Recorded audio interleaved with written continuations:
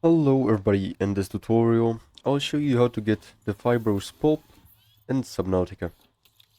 This is especially useful for crafting things like fiber mesh, or some foods like the 3-moon timaki, which requires the Fibrous Pulp, or the oily salad. Also you can make the first aid kits from the fiber, which is crafted from Fibrous Pulp. So now to get Fibrous Pulp, you'll first of all need the survival multi-tool, which is this thing, and there are many sources to get the fibrous pulp from. The first one are these cradle shoot roots, which have the Lucifer rotsack at the center, but you'll need the survival multi-tool to cut around the rotsack, just like this, and you'll get 3 fibrous pulps from one of these shoot roots.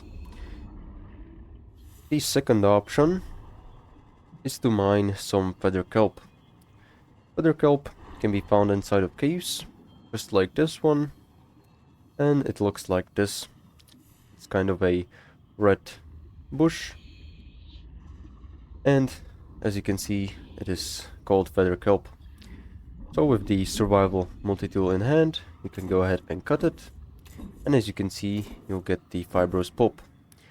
You'll get much more of them compared to the other thing, as you can see. Also, there are many other things you can get it from, some other fibrous sources, but this is pretty much all you need because it's easy to find. And as you can see, you can use the fibrous pulp to craft something in the fabricator. So this is pretty much all how to get the fibrous pulp in Subnautica 2. Make sure to like and subscribe if you found this helpful, and see you in the next one.